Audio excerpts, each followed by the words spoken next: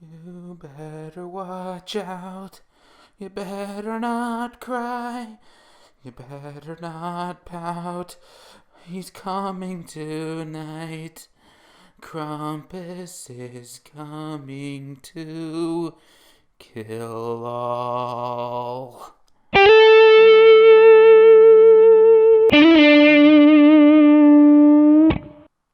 Hello and welcome back to another midnight showing. As always, I'm Kelly, and I just got out of Krampus. A very surprising film. I thought this movie was going to be crap. In fact, if you look at some of the times when me and TJ discussed trailers, you might have heard me bad mouthing this movie a few times. I'm just saying. People are probably wondering if you haven't seen the Facebook post.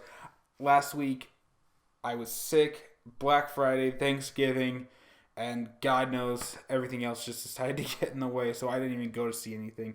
I have basically made up most of the movies last year. I just need to record the videos and put them out. I'm going to do that after this. So I just wanted to let everyone know the whole situation. Going into Krampus, this movie is not what you think it is. The trailer makes it out to be like this straight up horror film like Black Christmas or something like that. No. This movie is a little bit more of a comedy, but I can't even really say that because the comedy inside of it is more natural. What people would say in this situation, assuming that they all talk in PG-13s, but that's just, because that's actually one of the problems with the film. I'll go into that in just a second. But overall, this movie does have some problems. The first 2/3 is really good, but then the ending, it just couldn't stick the landing. That ending feels tacked on. It feels like it's going to end at one time, then it just keeps going and going and going, and eventually just culminates in the horror cliche where all of the monsters jump scare at the end, which I think was only put in there because the studio wanted it. None of the characters are even shown in that scene, and it's just it feels tacked on. So goddamn tacked on. And the biggest problem with this movie is that it is not rated R. This is a rated R movie that has been neutered into a PG-13. Granted, I will give it credit saying that for being neutered into a PG-13 rating, very obviously, it still kind of worked. But it needed more of the edge. It needed what people really would be saying in this situation, where they try to say it in this situation when demonic gingerbread men are shooting a nail gun at you, or the freaking Jack in the Box has got one of your daughters and is trying to get away through the vents in a house that are somehow industrial sized. Okay, plot holes aside. You know what they want to be saying in this. Fuck. And there's so many times when, you swear the character just said that, but they cut it, so it's like a TV edit every 5 minutes. And you're just like, oh, god damn it. There's a much better rated R version of this film somewhere, and we're probably going to get it on DVD. But, yeah, overall, the whole movie is entertaining. It's got a good dark fairy tale essence to it. I say dark, but more like a grim fairy tale, where it's not always a happy ending. It's more of a message. Be careful what you wish for. That and keep the spirit of Christmas alive, because if you don't, some other spirits might take its place. So, yeah, my final verdict for those who don't want any spoilers or anything like that, I was originally going to go see it at a discounted price, but you know what? After a few days of this, I just need to say this. Go see it. It's worth seeing at full price. You're going to enjoy yourself, even if you don't necessarily think it's the best movie. It does bring up a lot of discussion, and it's by far the best holiday film I think has come out so far. I mean, God knows that we just keep getting the same freaking movie over and over and over again. Love the Coopers and freaking Christmas Eve. It's just, come on. We've seen this movie. They do that every single year. The Family Stone, Christmas with the Cranks. The list goes on. Stop making that film and making it think that we're not going to notice. Another one just popped in my head. New Year's did the same exact thing, didn't it? But yeah, that's another discussion entirely. So that has nothing to do with Krampus. But I do think that this was the best holiday film that's come out so far. So yeah, it's worth watching. Go see it. For those who want to stay with spoilers, I'm going to try to keep this a little bit shorter because I do have such a rapid succession of videos I got to record. I need my voice to survive all of them. So going into the positives, biggest positive in this movie, practical effect monsters. I'm not even kidding you here. I mean this in the most fanboy kind of way. All of the monsters, aside from two of them, one of them actually gets an excuse for not being there, are all practical effect monsters. Krampus, half the scenes he's in are CGI, but that's mostly when he's just doing rapid movements. When he's not doing rapid movements, he's actually there. This big, massive, hulking 10-foot monster of a thing that looks fucking scary as hell. Like, he's got 4 different digits in each finger, and they're all bending in different ways. He's got massive nails. His hooded figure with the freaking 10-foot horns coming out, and then just invoking images of, like, Santa meets the ghost of Christmas future from Christmas Carol. Like this dark hooded figure with his face stretched, going in all these different directions. It looks fucking scary. I mean, I really thought this was going to be nothing but a CGI art monster fest. You know, something along the lines of freaking Poltergeist. No, he's actually standing there. And he's not the only one. I mentioned earlier the Jack in the Box.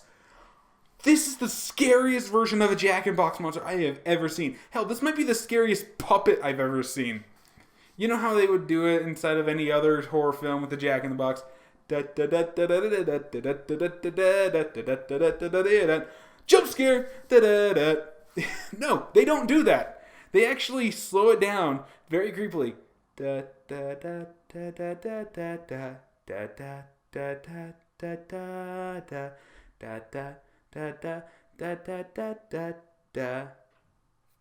Pop! Nothing comes out. And then, like, just slowly you hear this monster, like, little growl. Crawl its way out of the Jack in the Box.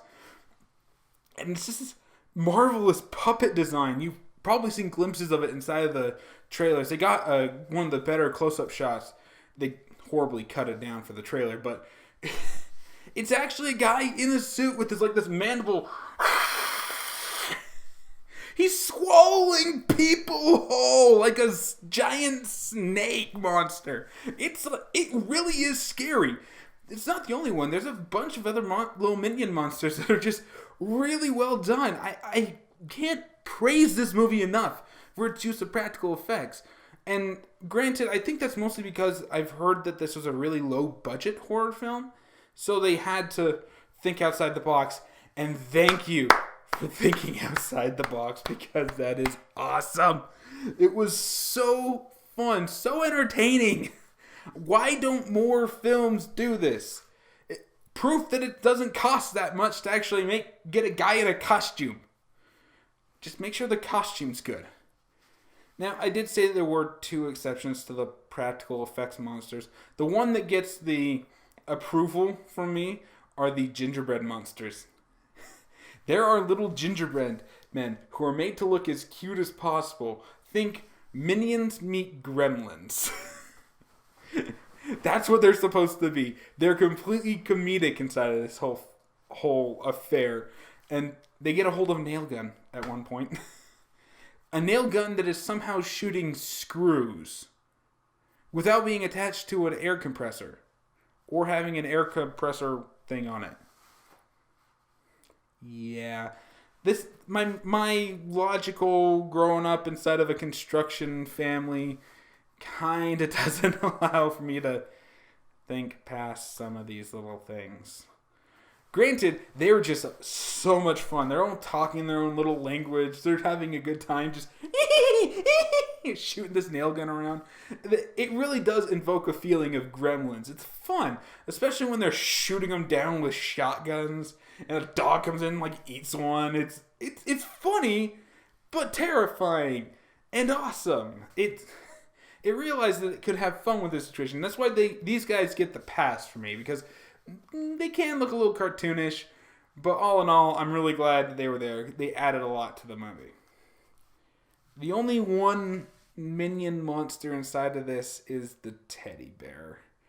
Now, this one I know you've seen in the trailer, because it's like how the trailer ends. The teddy bear with the sharp teeth that comes down like freaking Five Nights at Freddy's style. Once he shows up on screen, it's no. It looks horrible. I mean, this is like the werewolf from Fever Swamp and Goosebumps horrible.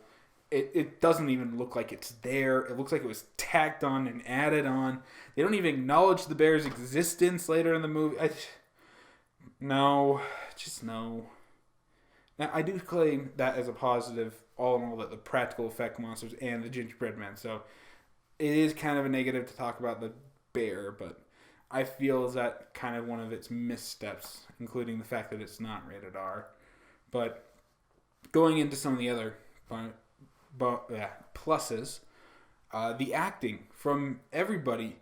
You hate these people, like, really badly. The movie wants you to hate these people at the very beginning of this movie. And I think that some critics actually kind of miss that because they've never worked in retail in the last 10 years. And literally the movie opens with Black Friday.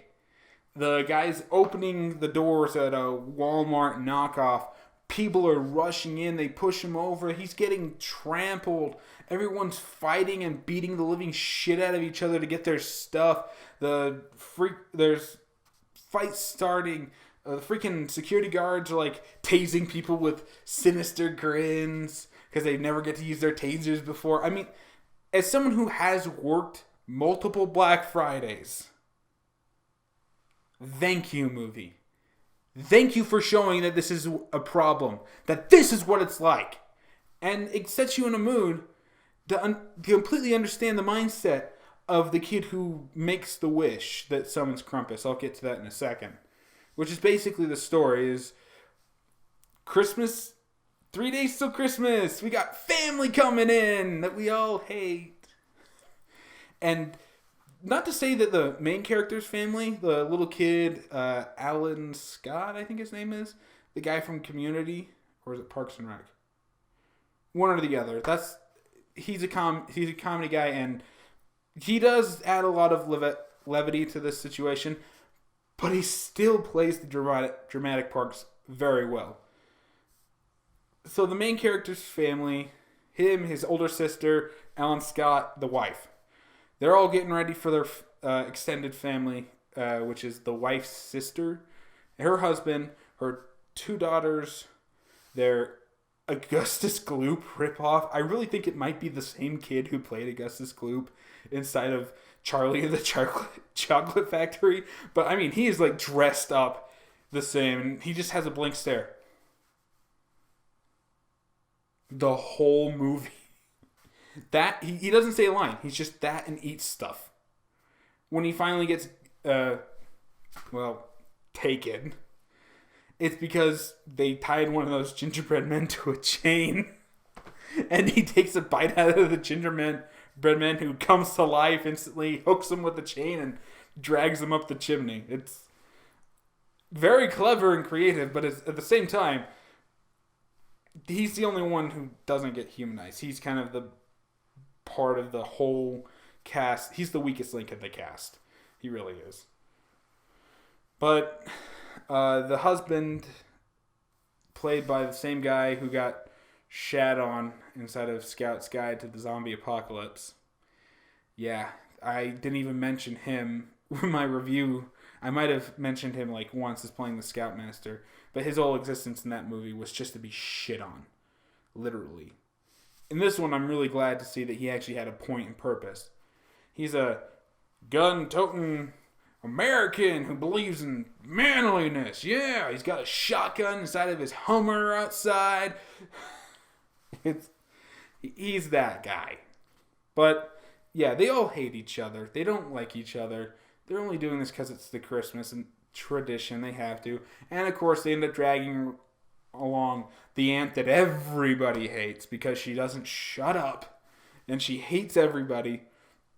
Played by, dang it, that one lady who gets her vagina kicked instead of Mr. Deeds. I can't think of her name. I've seen her in so many things. Mostly Adam Sandler productions. I think that she's also on 2.5 Men. But she's back inside of this, and she just plays this drunk cynic who just opens her mouth at everything, and you just want to strangle her and tell her, shut up! You hate all of these people. You hate them all.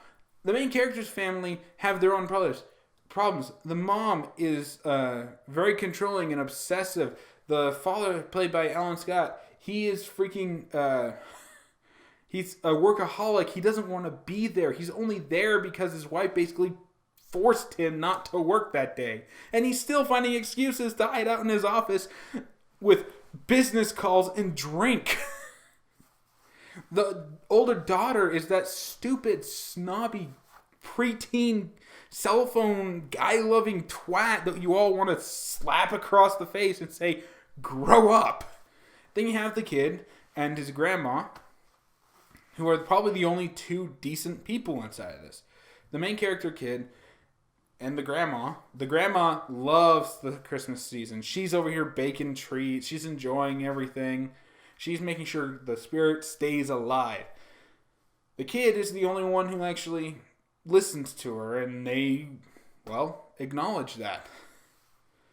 So, yeah, within 6 hours of this family arriving, they sit down for dinner, and shit gets real. They're fighting. The two bitchy daughters who came with the extended family, they end up stealing his Christmas wish letter to Santa and reading it out loud to everybody, which are all... His whole wish list is basically, I wish Christmas could be like it used to be, where our families actually liked each other.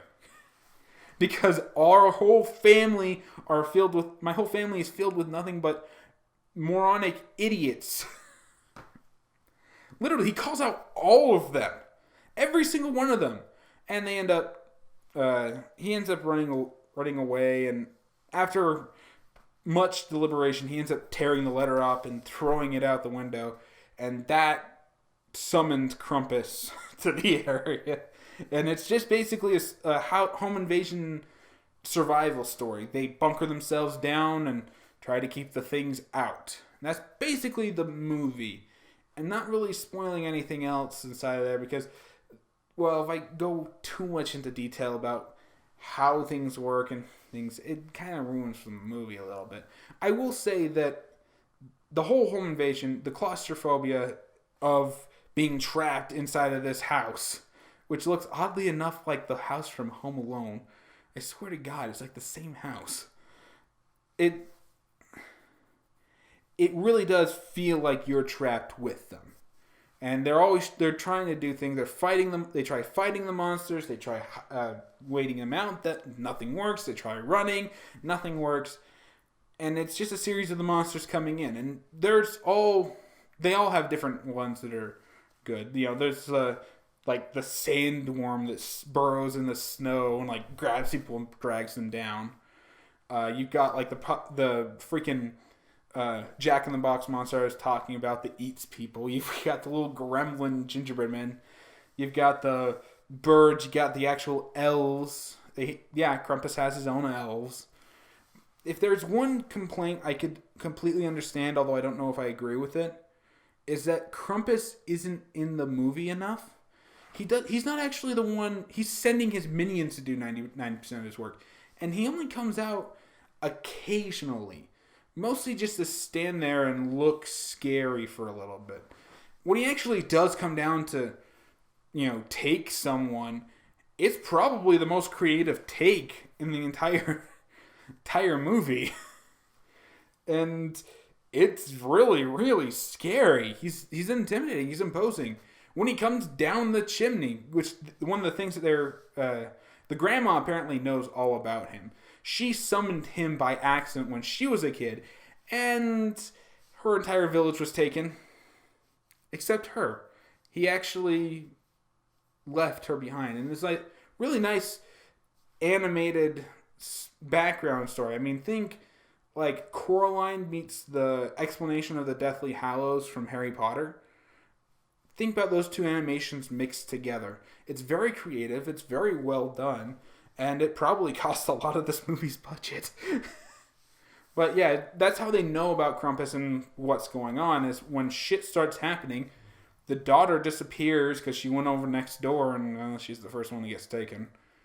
And they realize, and people get hurt from outside.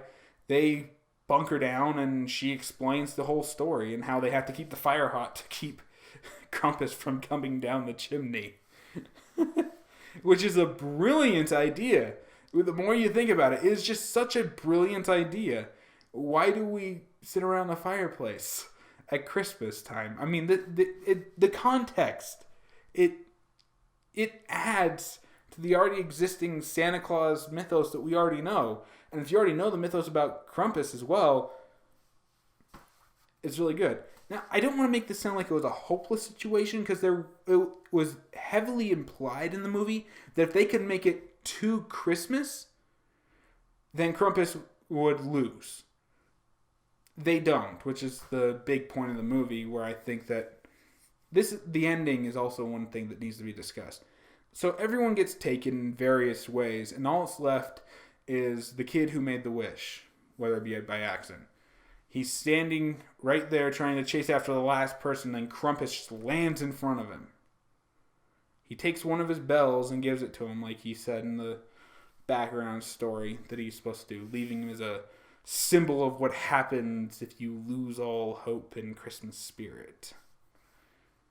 And the movie kind of fades out. I'm like, oh, it's going to end here. That's ballsy. That is actually really ballsy. And then it fades back in, and the kids chase after him with a tire iron. And he's like, I take my wish back. Just don't. I just wanted to. And he like throws the bell, and it creates like this whole pit to hell. And Krampus like grabs him and holds him over, and he's like, I just wanted things to be like they used to. They all laugh at him, and then Krampus drops him in, and he wakes up, and it was all a dream. Everyone's favorite cliche ending, right? It was all a dream. He wakes up, he's in the house. It's very Polar Express-esque, to say the least. You know what I'm talking about when I say that. Getting a Polar Express where he wakes up and he like tears his pocket, even though it was already torn last night from the adventure. He wakes up and everyone's downstairs. They're all opening presents. They're all about to open presents. They're all having fun. They're all smiling. They're all cracking jokes back at each other. They're family again. And then the kid gets his present, which is Krampus's bell. Now, if it had ended right there, like it implied that everyone just suddenly remembered what happened last night as he opened that would have been a fine ending too. It doesn't. It pans out again, and you see their house is now stuck inside of a snow globe. And you see Krampus's hand set it on a shelf next to hundreds, if not thousands, of other snow globes. And you get the standard horror jump scare. There's two good enough endings you could have ended this at. And they just had to keep it going and going and going. It felt like this ending was stretched out for a runtime or something. It's not strong enough to say that this movie is going to be great. This whole thing was written and directed by the same guy who did Trick or Treat, which if you haven't seen that one around Halloween, highly recommend it. It's actually a very, very good segment of short stories that all take place on Halloween. It's pretty good. But it felt like this was another short story you could have added to Trick or Treat. That it was just extended to the length of a movie. And it's not done horribly. In fact, I'd say it's actually done very well. I just wish that they had done it a little bit more, I guess I could say. Like, if there had been another rewrite or two just to trim up the endings and maybe humanize some of these people a little bit more. Everyone does get their humanizing moments except for the bratty teenage girl and the fat kid. While they're all sitting around in the more quiet moments, they're all talking to each other, and the cast interacts like people. You know, the two dads that hated each other. Well, it turns out that Alan Scott saved the gun-toting guy from getting dragged in the snow, and the gun-toting guy, played by guy from Scout's Guide to the Zombie Apocalypse, actually apologizes and says, you know, I actually thought you were pretty much a pussy bitch. I was wrong. Yeah. You understand what they're going through, and yeah, it's kind of funny that he would say something like that. It's not really a compliment. But at the same time, it's the closest thing to a compliment that character could give. It keeps completely in with the character and adds to it, humanizes them. You want to see these guys make it through because you realize they were never always bad. They're not really bad people. You hate them, but I think it's more that you hate the season and what the season is now starting to bring out of people rather than you actually hate them, because you put them in any other situation, they're completely normal people and they're more than just tolerable. You kind of feel sorry for them. You feel like they deserve better than this. So, yeah. Every single character gets that humanizing moment at some point in this movie, minus the other two I already explained. And it's very well that it makes you want to root for these guys. So, the whole beginning that made you hate them was more of just understanding the mindset of the season that brought about this situation more than it was supposed to be that you hate these characters. It's not like fucking Gallows where you just want to see all of them die. It's not freaking the Green Inferno where they're all fucking just hateable people. No, these are just real people caught in a bad situation because they acted like idiots. And yeah, I don't really have anything else I can add to this. So my final verdict, go see it in theaters. It's worth the ticket price. You might not like it as well as some of the other films that you're going to go see this year, like Star Wars or anything like that. But as far as a holiday film, I think that it's probably the best one that's come out this year so far. And yeah, that's it for me. Did you enjoy the video? Have you seen Krampus? Tell me what you thought about it in the comments below, and maybe we'll get some healthy discussion going. And as always, if you want to see more of my videos, I will have links to my channel for subscribe and some cards up in these corners up here. I will also have some links to my past videos right down here. And as always, if you want to follow me on Facebook, the link is in the description below, along with my Twitch account if you want to do that too. I know that I haven't reviewed everything this year, and there are a lot of films that I did see this year that I didn't get an actual review for. Some of them were in theaters. Others are just films I've picked up after they've come to DVD and stuff. And I do want to kind of go over some of those ones because I am currently working on top 10 lists for the end of the year. I'm getting everything compiled and everything, so I have everything ready when I'm actually going to shoot. My cutoff date is going to be December 25th. Anything after that point is clearly just Oscar bait, and it's only going to come out to one or two theaters on somewhere on the East Coast or the freaking theater in California that everything comes out in, so that they can make Oscar season. And those films don't deserve to be in this Oscar season. They deserve to be in the next Oscar season. If you're going to actually come out, let the freaking public see your film first.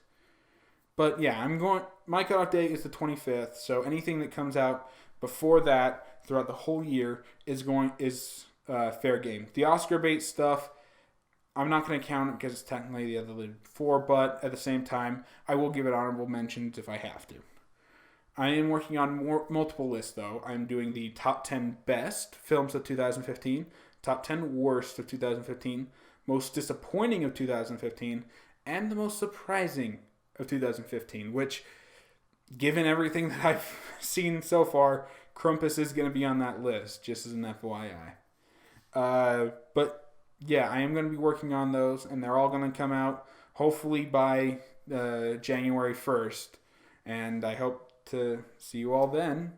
And yeah, enough with the announcements. So I guess I'll see you all next time.